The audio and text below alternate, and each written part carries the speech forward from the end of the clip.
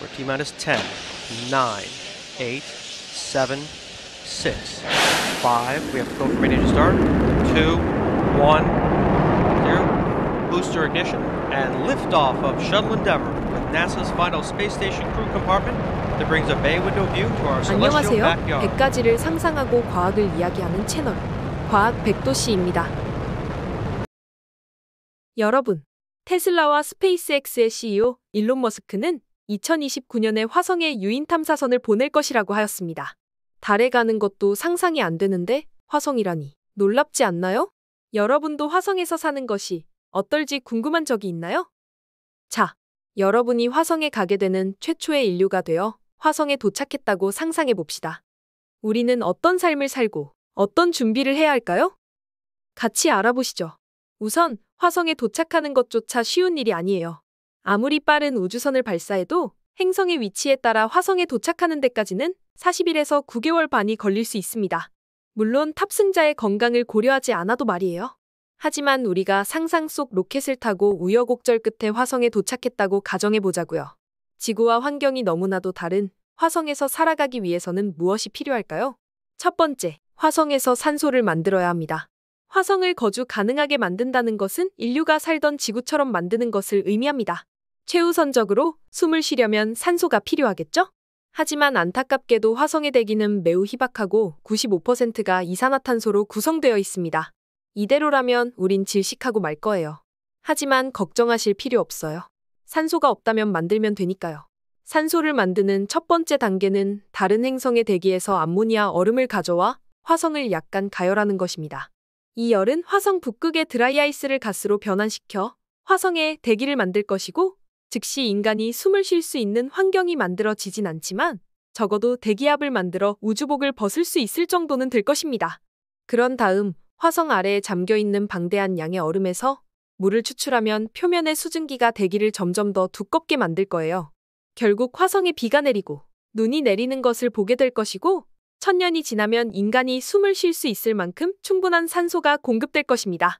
하지만 이렇게 대기가 만들어지는 1000년에 가까운 시간을 우리가 기다릴 순 없겠죠. 물론 다른 방법도 있습니다. 나사에서 개발한 목시와 같은 장치를 사용한다면 우리가 필요한 산소를 공급해줄 수 있을지도 모릅니다. 목시는 어떤 장치일까요? 바로 이산화탄소를 산소로 변환시켜주는 장치라고 합니다. 다만 아직은 기술력의 한계로 1시간에 22g의 산소밖에 만들지 못한다고 하네요. 앞으로 목시와 같은 장치가 더욱 발전하게 된다면 숨 쉴 수 있는 공기를 공급할 수 있을 뿐만 아니라 지구로 귀환하기로 결정했을 때 로켓을 화성으로 쏘아 올릴 수 있는 추진제도 공급할 수 있습니다. 화성에 왔다면 다시 돌아갈 수 있어야 진정한 화성 정복이겠죠? 두 번째, 거주지를 만들어야 합니다. 화성에서는 영화에 나오는 것처럼 세련된 공간에 살 수도 있겠지만 지하에 거주할 가능성이 더 높습니다. 화성에는 지구처럼 자기장이 없고 대기가 매우 얇아 우리의 몸을 보호해줄 수 없기 때문이에요. 화성 상공 궤도의 방사선 수치는 일본의 후쿠시마 원전 사고가 일어난 직후의 방사선 양보다 2배 가까이나 많은 양이에요. 따라서 화성의 따뜻한 햇볕 아래에서 산책하는 것은 꿈과 같은 일이에요. 화성에서는 여러분의 뛰어난 패션 감각도 어느 정도 포기해야 합니다.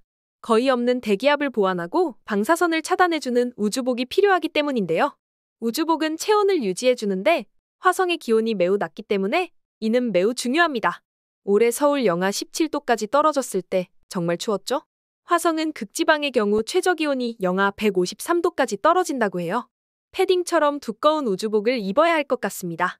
세 번째, 식량을 만들어야 합니다. 사람이 사는데 꼭 필요한 의식주 중에 마지막 바로 음식입니다. 화성에는 식량을 재배할 수 있는 비옥한 토양이 없기 때문에 미네랄과 영양 용액으로 작물을 재배하는 수경 재배를 사용해야 합니다. 물론 표면에 흐르는 물이 없으면 화성에서는 불과 필요한 식량의 20%만 재배할 수 있다고 해요. 나머지는 지구에서 가져와야 하고 그마저도 말려서 가져와야 합니다. 하지만 채식주의자가 아니시라고요? 삼겹살을 먹고 싶다고요? 탱탱한 삼겹살은 힘들 것 같네요. 화성 지하에 집을 마련을 하고 두꺼운 패딩 우주복을 입은 채식주의자가 된 여러분들은 드디어 화성에 살 수 있게 되었습니다. 그럼 화성에 살게 될 여러분의 하루하루는 어떨까요? 여러분은 하루가 짧게 느껴지시나요? 화성에서의 하루는 지구에서의 하루보다 40분이 더 길답니다. 주말에만 40분을 추가해줬으면 좋았을 텐데 말이에요. 또한 화성에서의 인연은 거의 2배나 길어져요. 지구에 있는 친구보다 어려지고 싶다면 화성에 이주해보는 것도 나쁘지 않을 것 같네요. 화성의 북반구에 산다면 봄은 7개월, 여름은 6개월을 즐길 수 있습니다. 그리고 5개월의 가을과 4개월의 겨울이 이어집니다. 겨울이 짧아서 아쉬우신가요? 극지방이라면 영하 153도까지 내려간다는 사실 잊지 않으셨죠? 지구에서 가장 추운 겨울은 화성의 평균 겨울과 비교하면 천국이네요. 두꺼운 패딩 우주복을 입은 여러분은 몸이 커졌지만 몸무게는 오히려 줄어들었을지도 모릅니다. 우리가 가게 될 화성의 중력은 지구의 3분의 1 정도이기 때문에 걷는 법을 다시 배워야 할 정도입니다. 다이어트를 원하시는 분들은 절호의 기회가 될 수 있을 거예요. 스페이스X의 일론 머스크가 2050년까지 100만 명을 이주시키겠다고 하였는데요. 이러한 고생을 하기 싫으신 여러분들은 최초의 인간이 화성에 도착해 화성을 식민지화할 때까지 기다리는 것이 가장 좋을 것 같습니다. 그때쯤이면 화성이 성공적으로 식민지화되어 있을까요? 화성에서의 생활을 상상해보니 여러분은 어떠신가요? 조금 지구를 소중하게 대할 생각이 드셨나요? 집 나가면 개고생한다는 말이 괜히 나온 게 아닌 것 같습니다. 오늘은 만약 우리가 최초의 화성인이 되어 화성에 간다면 어땠을지 생각해봤습니다. 시청해주셔서 감사합니다. 100가지를 상상하고 과학을 이야기하는 채널 과학 백도시였습니다.